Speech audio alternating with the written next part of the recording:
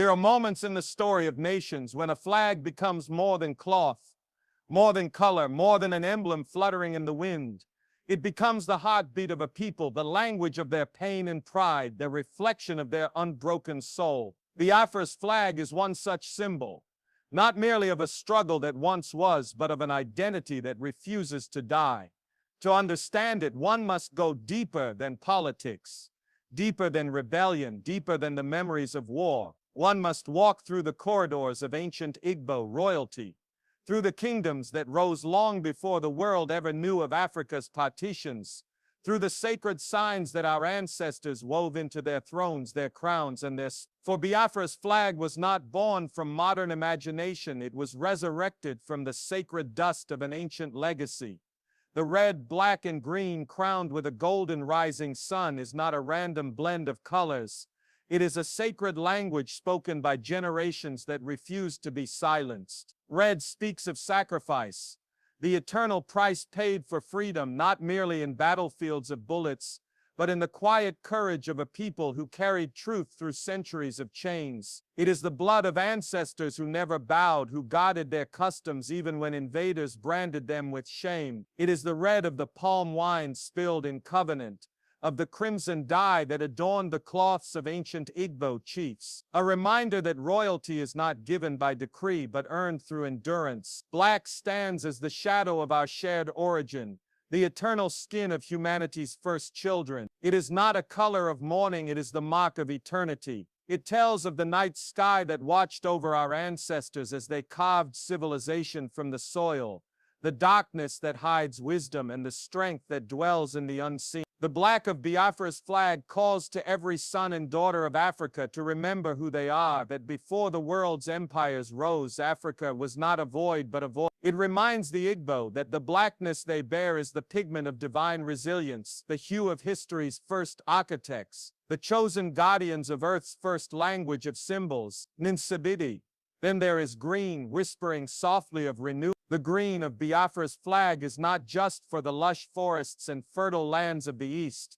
It is the color of hope, of restoration, of identity reborn. It tells a story of a people who have fallen and risen 1,000 times, who can lose land but never lose soul. It mirrors the life of the yam that dies in the earth only to rise again in harvest. The green is the promise that no matter how deep the pain of yesterday, there is always a season of rebirth for those who remember their roots. But it is the golden rising sun that reigns supreme, the most sacred of all. 12 rays stretch outward as if to touch every direction of the earth, symbolizing the 12 sons of Biafra's unity, the 12 ancient clans that once formed the royal circles of Igbo civilization. The sun has always been central in Igbo cosmology, the eternal eye of Chi, the source of vitality, justice, and renewal. To the ancients, sunrise was more than dawn, it was resurrection, the proof that darkness never wins. In that golden orb lies the message that every Biafran, every Igbo child of the diaspora must remember, that even after the longest night, the sun will rise again, and so will our identity. When the flag of Biafra was raised in 1967, it was more than a call for separation. It was a call for remembrance, a remembrance of who we were before the world told us who we should be. The flag carried within it the forgotten emblems of Igbo kingship, the Ofo staff of truth, the Ikenga spirit of strength, and the early symbols that once adorned the skin of queens and warriors alike. The rising sun echoed the crowns of ancient Azi kings who ruled not through oppression but through wisdom, guided by the council of elders and the sacred laws of Allah, the Earth Mother. The colors sang of empires buried under silence. Navri, Arochukwu, Agbor, Onitsha, kingdoms where justice was divine and governance sacred.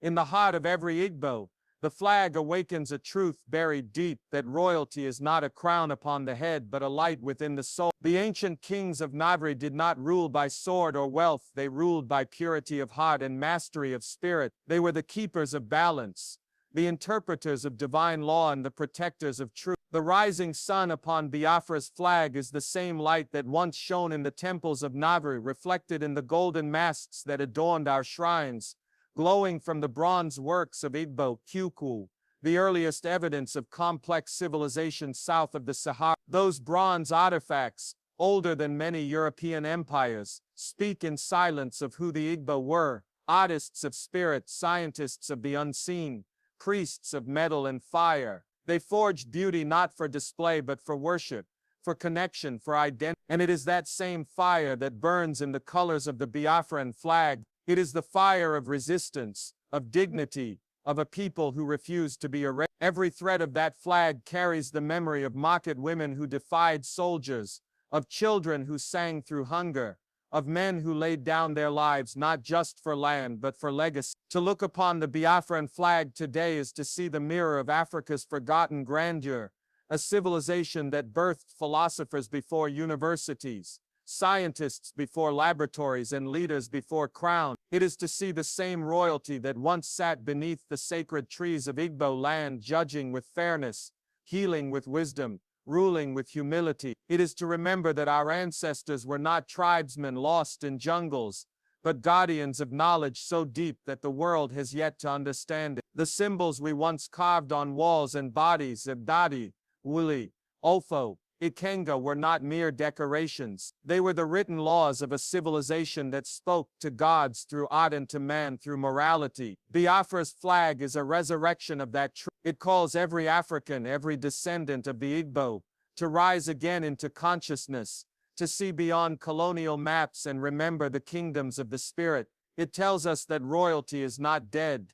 It only sleeps beneath the ashes of history, waiting for those brave enough to remember. The rising sun commands us to lift our heads, to reclaim the language of our ancestors, to wear our heritage not as burden but as armor. It tells the world that identity cannot be conquered, that truth cannot be buried forever, and that even a flag can carry the power of resurrection. The spirit of Biafra is not rebellion, it is rebirth. It is the echo of ancient drums calling us back to self-awareness. It is the sacred cry of a people who refuse to be defined by their wounds but by their wisdom. It teaches the world that freedom is not just about territory, it is about truth. And the truth is that the Igbo have always been free. Long before colonial powers drew borders, the Igbo lived as free men and women under the divine order of Allah, and each village was a kingdom, each soul a priest. We governed ourselves not by monarchs but by conscience. That was our royalty, a civilization where every person was a king in spirit,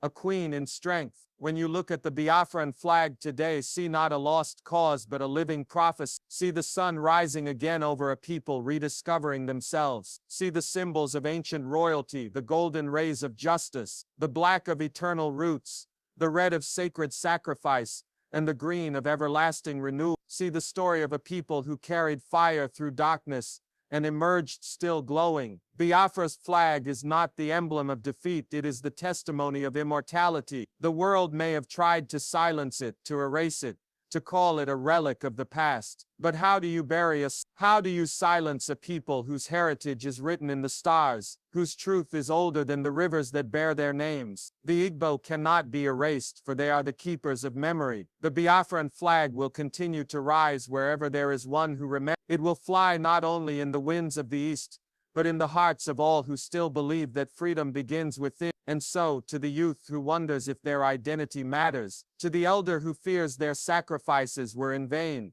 to the dreamer who sees Africa only through the lens of pain, look again, look to the rising sun. The dawn is near. The time has come to remember that within your veins runs the blood of kings, the courage of ancestors, and the wisdom of a people who once ruled by truth. Biafra's flag is not a banner of the past.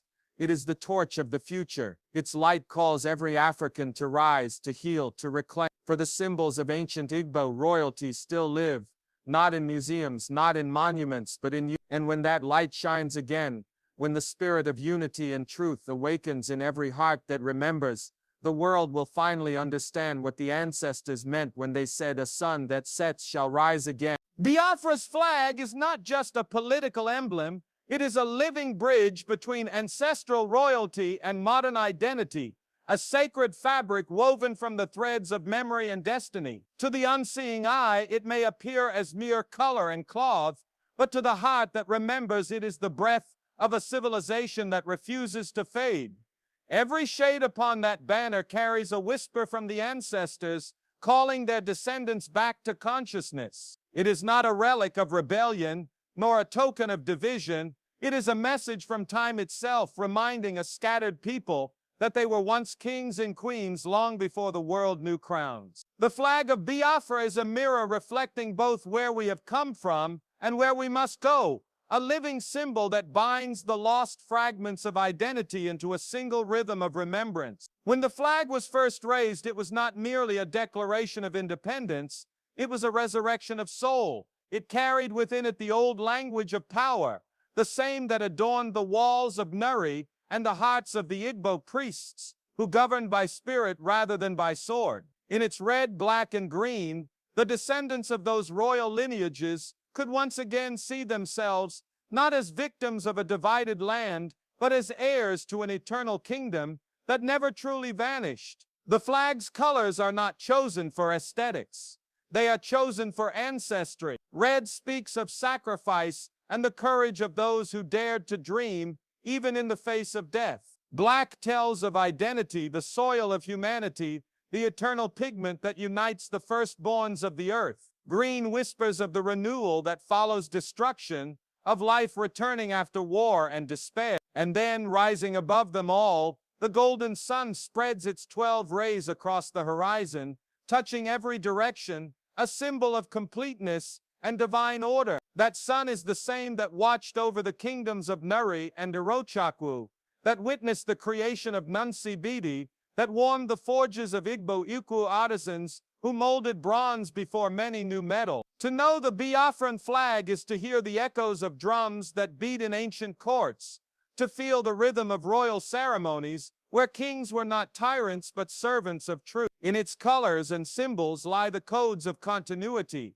the assurance that no matter how far the Igbo may wander, their essence cannot be lost. The flag carries the royal insignia of the ancestors in a new form, transforming ancient thrones into modern consciousness. It speaks to the living and to the unborn, declaring that heritage is not a story of the past, but a power that shapes the future. It is a reminder that a people's greatness cannot be measured by the borders that contain them, but by the light that continues to rise from within them. In every flutter of the Biafran flag lies a question to the present generation. Have you forgotten who you are? Have you allowed the weight of colonization and division to bury the golden truth that runs in your blood? The flag does not demand allegiance to a nation, it demands allegiance to truth, to the spirit of the ancestors who built justice without kingship, who governed without greed, who worshiped through wisdom. It asks every African, every descendant of the Igbo, to stand before the mirror of history and recognize that their lineage is not one of weakness, but of wonder. For too long, the world has told Africa what it is not. The flag tells Africa what it has always been. When we see the red upon that flag, let us remember the countless souls whose blood became the ink of our story, the warriors who stood when hope was gone, the mothers who fed the starving, the children who carried songs through suffering. When we see the black, let us remember that we are the original color of creation, that our darkness is not a curse but a crown. And when we see the green, let us hold on to hope, for life always returns to the soil that waits patiently beneath the ash. But it is the golden sun ever rising that reminds us that no night is endless, no defeat final, no truth forever buried. The same sun that guided our ancestors through their ceremonies of renewal still rises to guide us through the modern chaos of identity and struggle. The Biafran flag, therefore, is not a call to separation.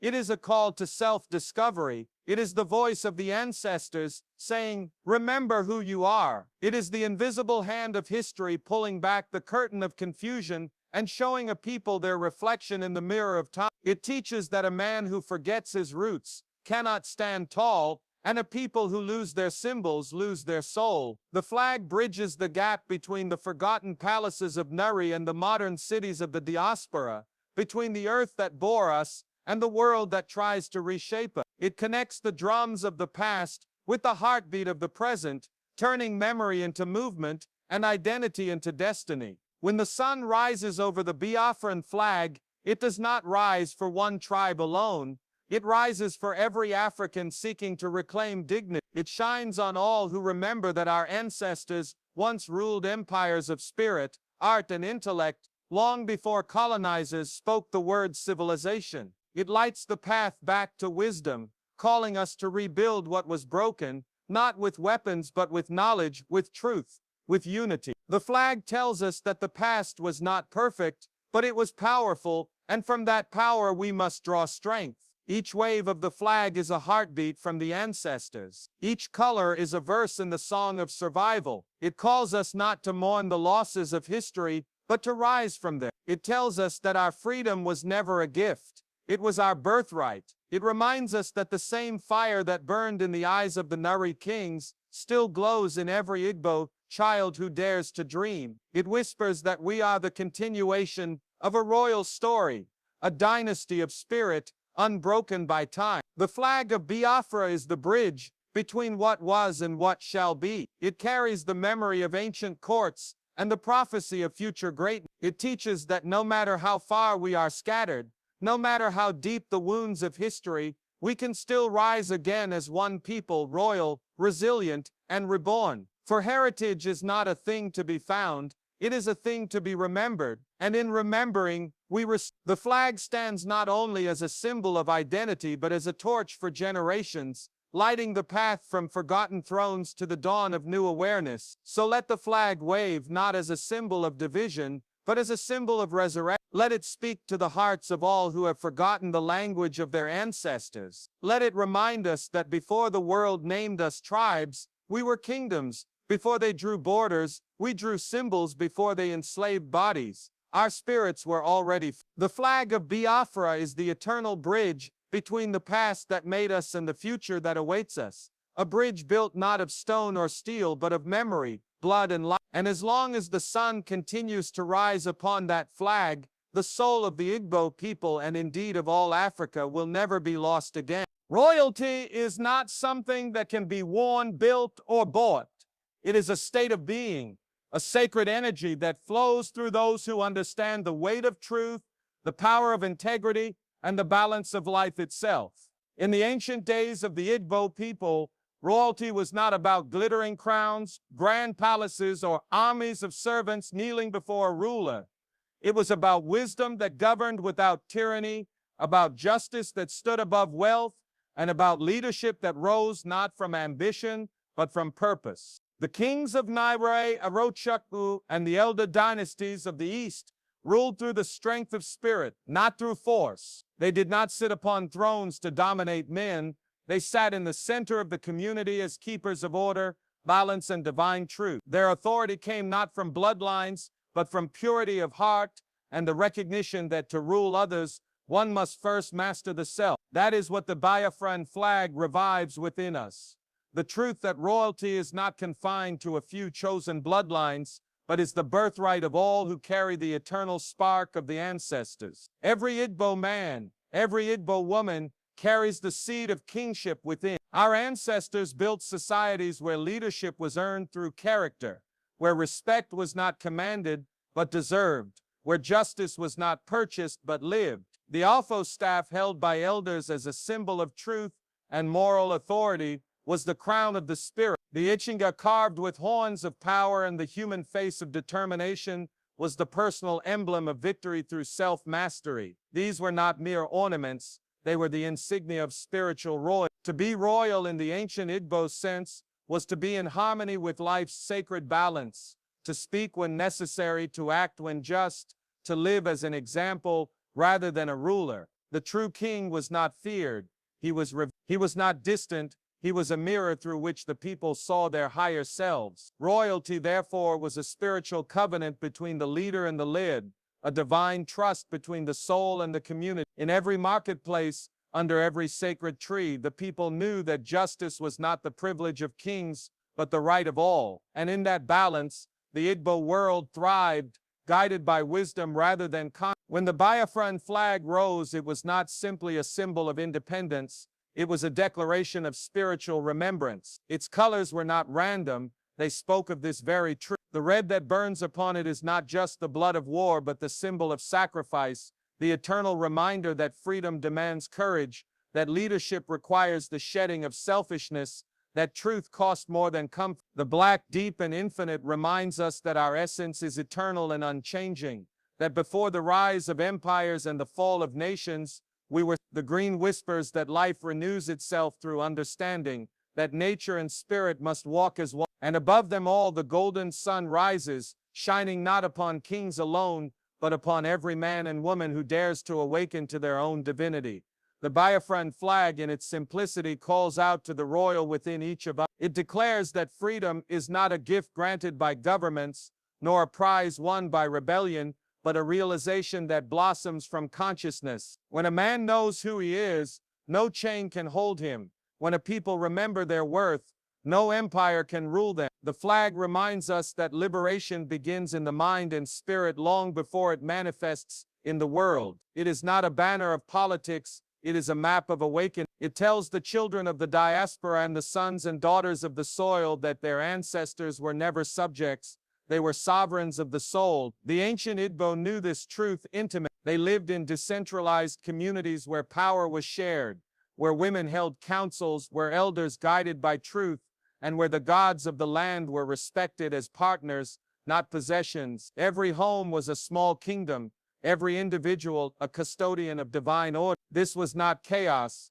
it was balance, and it is that balance that the modern world has forgotten. We chase crowns of gold while ignoring the crown of wisdom. We bow to titles but neglect the weight of truth. We seek validation from nations that once enslaved us, forgetting that true kings do not ask for recognition, they embody it.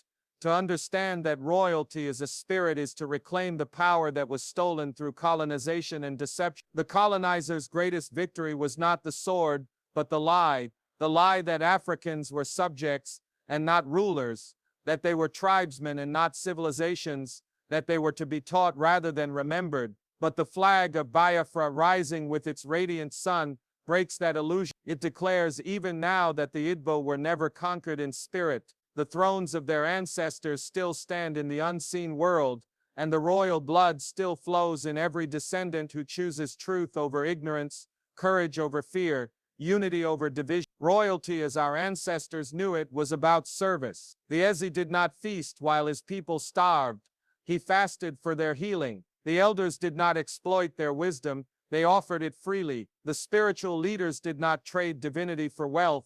They guarded it for the community. To be royal meant to be responsible, to protect the sacred order of life and the dignity of all beings within it. That same responsibility now falls on every descendant of the Igbo, every bearer of the. To honor the ancestors is to live as they did, with strength that does not oppress, with power that does not corrupt, and with wisdom that uplifts. And so when the Biafran flag waves, it is not calling you to serve a throne, but to awaken the throne within you. It tells every son and daughter that leadership begins in the mirror, that freedom begins in the mind, that greatness is not inherited by blood but activated by awareness. It is the reminder that the true crowns of the Igbo were invisible, crowns of virtue, of patience, of clarity, of unshakable truth. It tells the world that while kingdoms may fall, the royal spirit cannot die. For as long as there are those who live by truth, who walk with dignity, who honor their ancestors in their conduct, the empire of the spirit remains unbroken. Royalty is not about domination, it is about elevation. It is the light that lifts others, the strength that carries the weak, the wisdom that heals the blind. To live as royalty is to serve with humility and to lead with vision. The Biafran flag glowing under the sun is the reflection of this sacred duty. It reminds us that every generation must rediscover its purpose, that every people must remember their essence, that every flag must mean more than fabric, it must mean life. Freedom, therefore, is not granted by nations, it is inherited through consciousness. The one who remembers is free, the one who forgets remains bound, and so the flag continues to wave, whispering across generations, you were never merely subjects, you were always king. The golden sun upon the Biafran flag is more than decoration, more than a simple mark of beauty or pride. It is the heart of a prophecy, written not in books, but in the soul of a people who have endured, fallen, and yet refused to disappear. That rising sun stands as an eternal reminder that no night, no matter how suffocating or endless it may seem, can silence the dawn that follows. It is the voice of hope speaking in the language of light, declaring to every Igbo soul that rebirth is not a wish, It is destiny. When the flag was first lifted into the sky, the golden rays did not merely shine on the cloth. They shone through generations, through memories of kingdoms lost and identities buried. They called to the blood of the ancestors sleeping beneath the soil of the East, whispering that the story is not over, that the spirit must rise once again. For the Igbo, the sun has always been sacred. It was the first witness of creation, the ever-present eye of Chi, the divine presence that gives warmth, truth, and rhythm to life. The ancients did not worship it as a god, but revered it as a symbol of continuity, the cycle of life, death, and rebirth.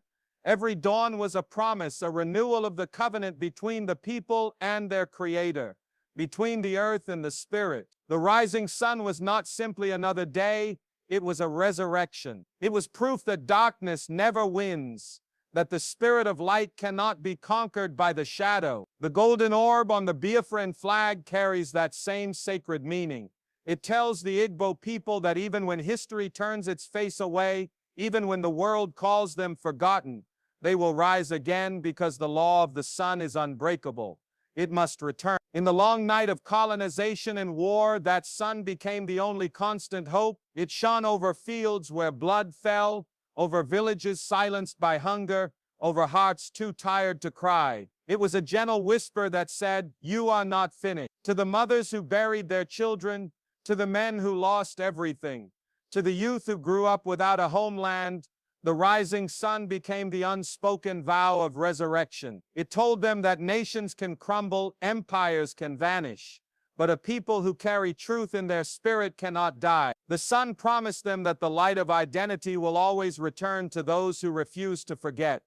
The 12 rays that extend from that sun are not there by chance. They carry the symbolism of completeness, the unity of the Igbo clans, the wholeness of a culture that was once scattered but never destroyed. Each ray is a path, a connection, a call to gather again under the same light. Together they represent the fullness of being, the balance between the living and the ancestors, between the past and the future, between those at home and those scattered across the world. The 12 rays stretch outward, as if to embrace all who have been lost, to remind every son and daughter of Biafra that home is not merely a place on a map, it is a spiritual center that beats in every heart that remembers. The golden sun also carries a deeper meaning.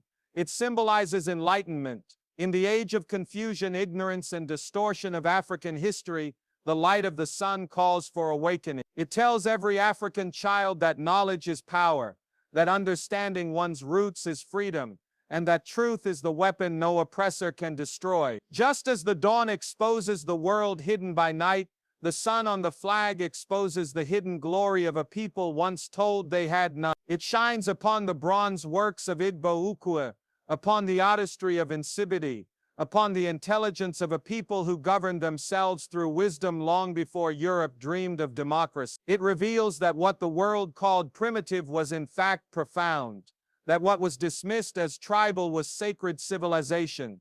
To rise again like the sun is not merely to rebuild what was broken, it is to rediscover what was never lost. The Igbo spirit is like the morning sun, always emerging from the horizon no matter how long the storm. The rising sun reminds every generation that failure is not final, that the past is not a prison but a teacher, that destiny cannot be delayed forever. The rays of gold spread across the flag as if to touch the hearts of all Africans, reminding them that the time for awakening is now, that the dawn belongs to those who remember. It calls to the scattered diaspora, to the descendants in the Americas and the Caribbean, to those whose names were changed but whose blood still carries the rhythm of the drum. The sun says to them, "Rise and remember." In its brilliance lies a message to the entire continent, that Africa's rebirth will not come from outside powers but from within, from the memory of who we once were. The same light that guided the Igbo will one day illuminate the whole of Africa. It will break the walls of false identity and shame that colonization built and reveal the truth that our ancestors were never inferior.